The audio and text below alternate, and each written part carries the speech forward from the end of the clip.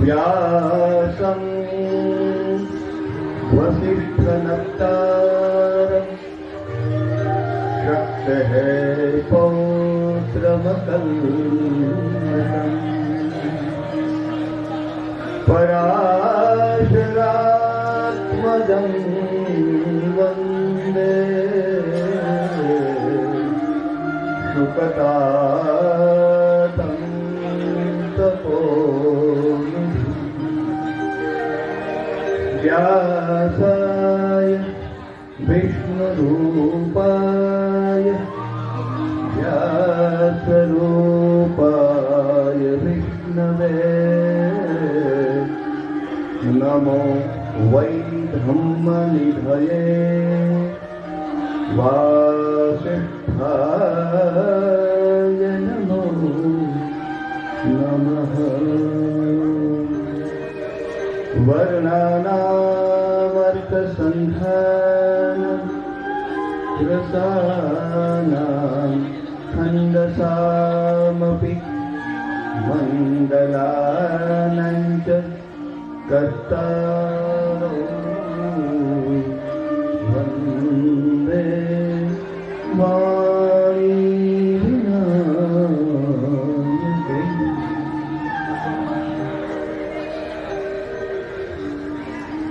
मंतस्थ महानुभावाः तत्र भवन्तः श्री पूज्य भाई भूपेन्द्र पंड्या महोदयाः तन्निकटे समुपस्थिताः प्रसिद्ध कथाकाराः विद्वांसः श्री जिग्नेश दादा महोदयाः एतस्य कार्यक्रमस्य आयोजकाः कनुभाई महेन्द्रभाई इति सर्वेपि सभ्याः विप्रवर्याः एतस्य कार्यक्रमस्य मूलभूताः तत्त्वरूपाः श्रीमन्तः जगन्नाथ भगवन्तः जगन्नाथ स्वामी नयन पथगामी भवतु मे। भवन्तः सर्वे श्रोतृगणाः अन्ये च मातृशक्तयः अस्माकं मित्रभूताः भोगायिता महोदयाः लाभशंकर महोदय अन्येपि सर्वेपि रणछोडभाई इत्यादयः सर्वेपि विद्वज्जनाः अत्र विराजमानाः सन्ति। सर्वेषां विद्वज्जनानां चरणारविन्देषु दण्डवत्प्रणामपूर्वकं सदैन्यं भावपुष्पाणि समर्प्य केवलं 15 निमेष पर्यंतम 15 मिनिट તમારી લેવાની છે, 16 મિનિટ નહીં।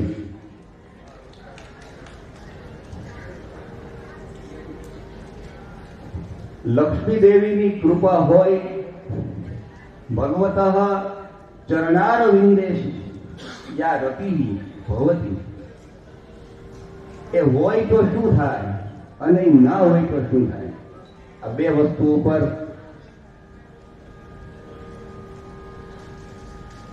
શ્રીમદાનંદ થયેલા આ ચર્ચા તથાસ્તુ વિદ્યાપીઠમાં પણ ગત વર્ષે જાતા ઇમમેવ વિષયમ ગૃહીત્વા ફરીથી આની ચર્ચા, કારણ કે આપ સૌ કદાચ આપના કર્ણપથ ઉપર ના આવી હોય એવું બની શકે।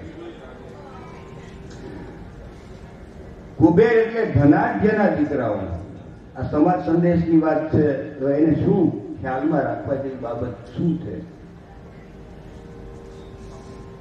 संपत्ति द्वारा संस्कृति के संस्कार निर्माण कदाच न थई शके, पण संस्कार के संस्कृति द्वारा संपत्ति की प्राप्ति थई शके। धनाढ्यना दीकराओ एने कोण के शुं करो छो? आजना आ युगमां आ बधी प्रवर्तमान समयमां आ बधी घटनाओ घटे छे। नरकुबर अने मणिग्रीवनी प्रसंगो प्रसिद्ध छे। 4 तत्व ज लेवानुं 15 मिनिटमां शक्य बने तो 29मां श्लोकथी 10मा स्कंदना 10मा अध्यायना 29मां श्लोकथी प्रारंभ थाय अने 38मां श्लोकमां पूर्णता थाय। બંનેના આંકડા સમાન। આમ વ્યુત્ક્રમ છે. 29 2 + 9 11 થાય, 3 + 8 11 થાય. ભગવાન અને ભક્ત એની વચ્ચે એક સીમા રેખા જો આવતી હોય તો એ 2 + 9 એટલે 9 ભક્તિની છે. જો આ સીમાથી બંધાયેલો હશે, ભક્ત ભક્તિથી બંધાયેલો હશે તો ભગવત તત્વ સુધી પણ બહુ સારું. 3 અને 9 ઉત્તમ મધ્યમ અધમની ચર્ચાઓ પણ થઈ. 3 ગુણો પણ છે. એ પણ 8 અષ્ટધા પ્રકૃતિ છે. એ પ્રકૃતિના 3 ગુણો છે. એની પણ સામ્યતા જીવનમાં થાય, થવી જોઈએ, તો પણ એ ભગવત તત્વ સુધી પહોંચી શકાય. સરોવરમાં સ્નાન કરે, ઈચ્છાનુસાર કરે, દિગંબર બનીને રહે. આ પ્રસંગ બહુ પ્રસિદ્ધ છે. દેવર્ષિ નારદજીનું આગમન થયું, ત્યાં આવ્યા.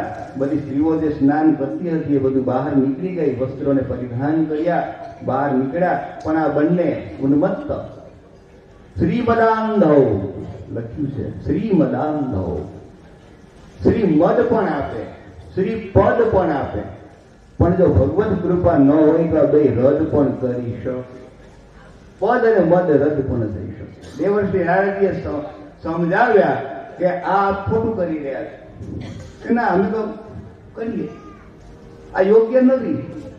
અહીંયા તીર્થ ક્ષેત્રોનું મહત્વ, ગંગાજીના કિનારે બેઠા છે, ઉદ્યાનમાં ફરી હરીને આવ્યા છે, અને પછી આ નિર્વસ્ત્ર સ્નાન કરવાની ઉદ્ધતા નલકુંવરને મણિગીરીની છે. દેવર્ષિ નારદજીએ વિચાર્યું કે આની પર કૃપા કરવા જેવી, ભલે ઉદ્ધતો હોય પણ કૃપા કરવા જેવી. અનુગ્રહો ભગવતા. એક વાક્ય આવ્યું છે કે આ બંનેની ઉપર કૃપા કરવી છે, પણ કઠોર કૃપા કરવી, સરળ નહીં. એટલે દેવર્ષિ નારદે કહ્યું, તમે કોઈ માનતા નથી, તમારી મતિ જળ છે, જાઓ જળ જેવાથી. વૃક્ષત્વમ પ્રાપિતો, નલકુબર મણિગીરી વૃક્ષને પ્રાપ્ત થયા. જળમતી એક જગ્યાએ સ્થિર થઈ જાય. પણ તમે દિવ્ય શતવર્ષ પર્યંત આ સ્થિતિમાં રહેશો, તમારી મતિ શુદ્ધ થશે અને તમને ભગવત દર્શન થશે. લબ્ધ ભક્તિ ભવિષ્યતા. આ પણ દેવર્ષિ નારદજીએ ત્યાં વાક્ય મૂક્યું છે. ભક્તિ આપણને મળશે. એ બંને જોડિયા વૃક્ષ બન્યા. શબ્દ છે કુજયોરિવ જાત વેદાહ. કુજય, કુજ એટલે પૃથ્વીમાંથી જે જન્મ થાય એને કુજ કહેવાય. હમણાં જ્યોતિષોની વાત ચાલતી હતી, સન્માન કાર્યક્રમ, એમાં કુજ એટલે મંગળ પણ થાય, ભૂમિપુત્ર છે એટલે. અને જેમ વૃક્ષોમાંથી જે રીતના ઘાત વેદા અગ્નિ જેમ પ્રકાશિત છે, એકદમ દૈદીપ્યમાન છે, એવી રીતના આ બંને સ્વરૂપ તો એને સ્વરૂપ સ્મૃતિ તો છે જ. અમે કોણ હતા